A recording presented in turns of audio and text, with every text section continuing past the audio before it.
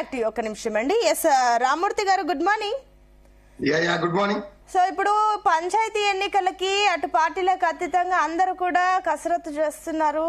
మరొక అటు సీఎం కూడా రంగంలోకి దిగారు కాబట్టి ఏమనుకుంటున్నారు? మీరు ఏ రకంగా ప్రయత్నాలు చేయబోతున్నారు?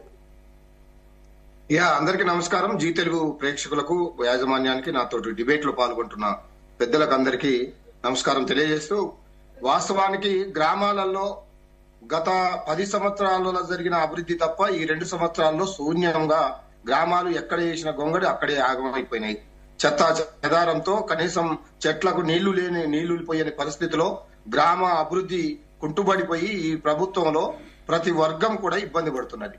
మొదటిగా కాంగ్రెస్ పార్టీ నిజంగా చిత్తశుద్ధి ఉంటే, ప్రజల మీద ఓట్ల కోసం రాజకీయం చేయకుండా ప్రజల మీద మమకారం ఉంటే, గ్రామాలు అభివృద్ధి జరగాలని కోరుకుంటే ఫస్ట్ గ్రామాలకు ఇచ్చిన హామీలు ఏవైతే మీరు ప్రజలకు ఇచ్చారో, అవాతాతలకు ఇచ్చారో, మీరు ఏం మొహం పెట్టుకొని ఇప్పుడు గ్రామాలు తిరుగుతా అంటున్నారు? ఎన్నికలు వస్తున్నాయి, ఎన్నికలలో ఓట్లు అడగడానికి మీకు సిగ్గన్న కనపడతా లేదా అని నేను అడుగుతున్నాను. ఒక బీఆర్ఎస్ పార్టీ నాయకుడిగా, ఒక ఉద్యమకారుడిగా మీరు ఏ ఒక్క హామీ అయినా నిలబెట్టుకున్నారా?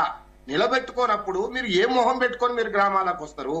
అవ్వాతాతలకు ఇస్తాన 4,000 రూపాయలు పెన్షన్ ఇచ్చారా? మహిళలకు ఇస్తాన 2,500 ఇచ్చారా? లేదా రైతులకు మొత్తం రుణమాఫీ కంప్లీట్ గా చేసినామని మీ మంత్రులు ఇప్పటికైనా ప్రకటించారా? ఎందుకు మొత్తం అబద్దాల పునాదుల మీద ఇంకా డైవర్షన్ పాలిటిక్స్ చేస్తారంటే ప్రజలు చూస్తూ ఊరుకోరు. మీరేదో భయపెట్టి, మీరేదో బెదిరించి, అక్కడ ఎవరైతే సర్పంచులుగా పోటీ చేయాలనుకున్న వాళ్ళ మీద అక్రమ కేసులు పెట్టి, నాయకుల మీద అక్రమ కేసులు పెట్టి, ఏదో పైచాచిక ఆనందం పొందాలనుకుంటే మాత్రం తర్వాత ఖచ్చితంగా తీవ్ర పరిణామాలు ఉంటాయని ఈ సందర్భంగా తెలియజేస్తే, మీరు నిజంగా ఓట్లు అడగాలనుకుంటే మీరు ప్రజలకు ఇచ్చిన హామీలు మొదటగా అమలు చేయండి. లేదా బహిరంగంగా ముఖ్యమంత్రి గారు నేను 100 రోజులలో చేస్తా అన్నాను, 100 రోజులలో చేయలేకపోయాను కాబట్టి తెలంగాణ ప్రజలు, ముఖ్యంగా బీసీలు, అన్ని వర్గాల ప్రజలు నన్ను క్షమించండి అని ముక్కు నేలకు రాసి అప్పుడు తెలంగాణ పల్లెల్లో పర్యటించాలి ముఖ్యమంత్రి. ఏం మొహం పెట్టుకొని వస్తాడు ముఖ్యమంత్రి? ఏం చెప్పిండు ముఖ్యమంత్రి? 100 రోజులలో ఉరకండి అది లోన్ తీసుకొని మొత్తం రుణమాఫీ చేస్తా అన్నాడు.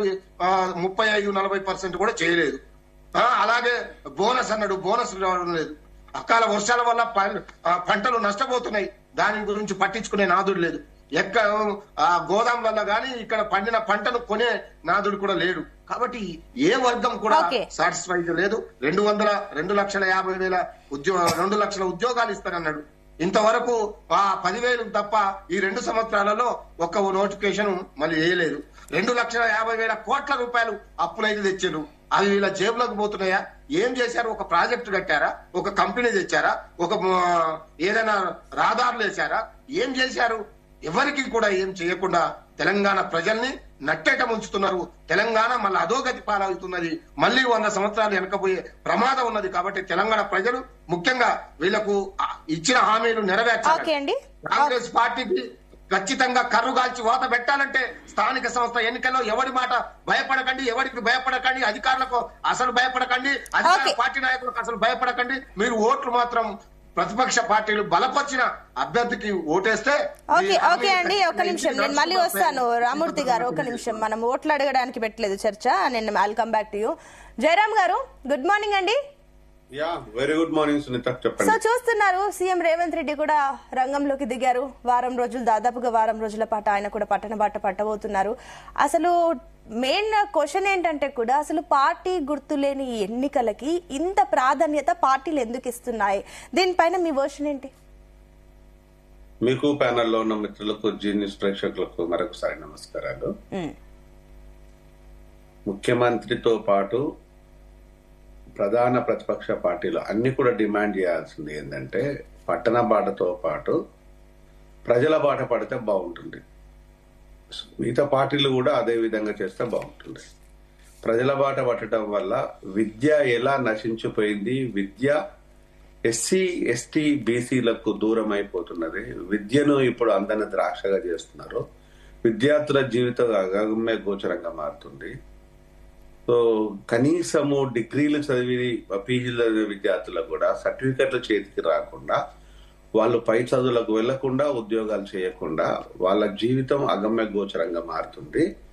సో బడిబాటతో పాటు ఇక విద్య అనేది పూర్తిగా దూరం అయిపోతుంది, బడిబాట పట్టండి అని చెప్పాలి. వీళ్ళు డిమాండ్ చేయాలి.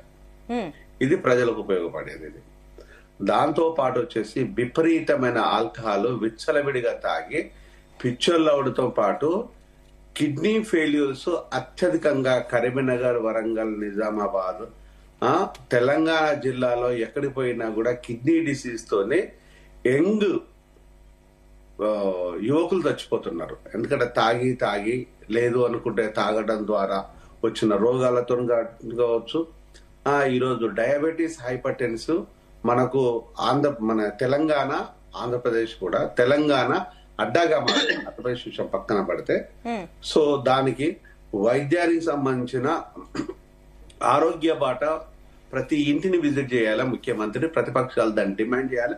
ప్రతిపక్షాలు కూడా వెళ్లి వాళ్ళ కళ్ళతో చూడాలి. మరొక అంశం వచ్చేసి ఈరోజు ఏదైతే రాజకీయ నాయకులు మాట్లాడుతున్నారో, ఒకవైపు గత ప్రభుత్వం వచ్చేసి బంగారు తెలంగాణ అన్నది. సో ప్రభుత్వం లేదు కాబట్టి మనం అడగాల్సింది ఏం లేదు. ఈ ప్రభుత్వం వచ్చేసి లేదు, బంగారు తెలంగాణ లేదు, నలుగురికే బంగారు తెలంగాణ అయింది, మేము వచ్చేసి ప్రజలకు తీసుకొస్తామని బోర్డు పెట్టేసిండ్రు. బోర్డు ప్రజలు చూపించిండ్రు, ఆలీబాబా చాలీచోర్ లాగా దోసుకోవడం మొదలు పెట్టేసిండ్రు.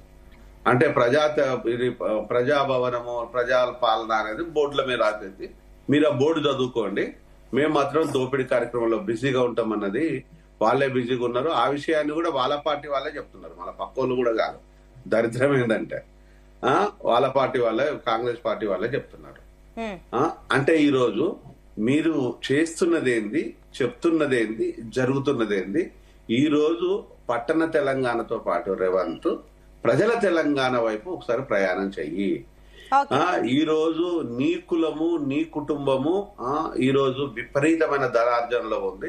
ఇంకా కాస్త ఒక అడుగు ముందుకేస్తే నీ పార్టీలో ఉండే కొంతమంది నాయకులు దారి దోపిడి దొంగల్లాగా మారిపోయిండ్రు. ఈ రోజు నేనన్న మాట కాదు, మీ పార్టీలో మీ మంత్రుల బిడ్డలు అన్నమాట. నేనన్నదేం కాదు, ఇది నేను అనాల్సిన అవసరం లేదు. మరి ప్రెస్ మీట్లు పెట్టి చెప్తున్నారు, ఆ రెడ్డి ఏం చేసిండు, ఆ రెడ్డి కాలం ఈ రెడ్డి వరకు కూడా దొంగలే కదా, దోసుకోవడమే కదా అని. మరి ఇంత జరుగుతున్నా కూడా సిగ్గు పడకుండా, సిగ్గు లేకుండా ఇంకా మేమేదో పీక్ పడేసినామని చెప్పుకుంటుంటేనే అది బాధగా ఉంది. బాధ్యత లేని తనాన్ని, మీ తనాన్ని చూస్తూ ఉంటాయి. ఇకనైనా మారకపోతే ఈ 3 ఏళ్లు కాంగ్రెస్ ప్రభుత్వానికి చివరి 3 ఏళ్లు అవుతుందనే విషయాన్ని గుర్తుపెట్టుకోవాలి. బహుశా రేవంత్ అలాగిలా చేయటం వల్ల మరి ఇంకే పార్టీ ఎత్తుకుంటున్నాం మాకు తెలియదు. అంటే కాంగ్రెస్ అనేసరికి గల్లీలో ఉండే ఒక చిన్న పిల్లగాడు కూడా ఈరోజు ఢిల్లీలో నాయకుడు అవుతాడు. ఆ విషయంలో పెద్దగా చెప్పాల్సిన పని లేదు, రేవంతే కారణం. సర్పంచ్ గా మొదలుకుంటే కొడంగల్లో జనాలు ఓడగొడితే హైదరాబాద్ బిడ్డలు తీసుకొచ్చేసి నిన్ను ఢిల్లీకి పంపించేళ్ళు. అదే నేపథ్యం లోపల నిన్ను ముఖ్యమంత్రిని చేసేళ్ళు. గల్లీ నుంచి వచ్చిన లీడర్ ఢిల్లీ ముఖ్యమంత్రి స్థాయికి ఎదుగుతుంటే అది కాంగ్రెస్ లో ఉన్న బ్యూటీ. మేము కాంగ్రెస్ ను అభిమానిస్తాం, మిగతా పార్టీలు కూడా అభిమానిస్తాం మంచి చేసినప్పుడు. కానీ ఈరోజు కాంగ్రెస్ నే నామరూపాలు లేకుండా చేస్తుంటే ఎస్సీ, ఎస్టీ, బీసీ, మైనారిటీ బిడ్డలకు, లేకపోతే కాంగ్రెస్ లో ప్రధానంగా కాంగ్రెస్ నమ్ముకున్న బిడ్డలకు ఈరోజు నువ్వు చేస్తున్నది ఏంది? నీతో అరవచ్చిన వాళ్ళు తప్పరా, ఇతర పార్టీలు వచ్చిన తప్ప. ఇంకొక గొప్ప విషయం ఏంటంటే కాంగ్రెస్ లోపల కాంగ్రెస్ నాయకులు అంటున్నది ఏంటంటే, ఆంధ్రప్రదేశ్ లోపల సో ఉమ్మడి ప్రభుత్వం జరుగుతున్నది, తెలంగాణలో వచ్చేసినమా అనఫిషియల్ ఉమ్మడి ప్రభుత్వం జరుగుతుంది అనేది కాంగ్రెస్ లో. అంటే మాకు స్పేస్ లేకుండా ఇతర పార్టీల వాళ్లకు పనులు ఈజీగా అవుతున్నాయి అనేది కాంగ్రెస్ లో ఇప్పుడు జరుగుతున్న ప్రధానమైన చర్చ. దాన్ని చెక్ చేసుకోండి. అంటే ఇన్ని లోపాలు ఉండటం వల్ల గురువింద గింజలాగా మా దగ్గర కింద ఉన్న నలుపును పక్కన పెట్టేసి ఎరుపును చూసి ఎగిరిసిపడ్డట్టుగా అలా ఉంటే సరైన విధానం కాదు. ఇప్పటికైనా మీరు మారకపోతే ప్రజలు మారుస్తారన్న విషయాన్ని గుర్తుపెట్టుకోవాలి. ప్రజలు మార్చేది మీ మనుషులు కాదు, మీ ఎంటైర్ మీ వ్యవస్థలో ఉన్న మీ సీట్లనే మారుస్తారన్న విషయాన్ని గుర్తుపెట్టుకోవాలి. జితేందర్ గారు, సో సరే ఈ పార్టీలు అంటే విమర్శిస్తాయి అని అనుకున్నా కూడా ఈవెన్ విశ్లేషకులకు కూడా అదే అభిప్రాయం వ్యక్తం అవుతుంది. ఈ రోజు కాంగ్రెస్ ప్రభుత్వం చేస్తుంది ఈ 2 ఏళ్లలో ఏం చేసిందంటే శూన్యం, ఇప్పుడు నెక్స్ట్ ఈ 3 ఏళ్లలో ఏమైనా మార్చుకోకపోతే ఇంక ఇదే లాస్ట్ అన్న అభిప్రాయాలు కూడా వస్తున్నాయి. కాబట్టి ఏం చెప్తారు? ఫెన్సింగ్లు అయితే తీసిరు కానీ అసలు అక్కడ లోపల నాయకుడే లేనప్పుడు ఫెన్సింగ్ తీసేయండి ఉంటే ఏంది అన్న విమర్శలు కూడా వస్తున్నాయి. ఏం చెప్తారు? అలాంటిది ఏం లేదండి. అక్కడ ఆల్రెడీ చెన్నారెడ్డి గారిని అపాయింట్ చేసిండ్రు. అక్కడ ప్రజల సమస్యలు వినడం అయింది. సరే, ఇంతకు ముందు కూడా కేసీఆర్ గారు కూడా కలవలేదు. ఎందుకంటే ఈ రోజు రాష్ట్రంలో మరి ఎమ్మెల్యేలు ఉన్నారు, కౌన్సిలర్లు ఉన్నారు, కార్పొరేటర్లు ఉన్నారు, సర్పంచ్లు ఒకరే లేరు కాబట్టి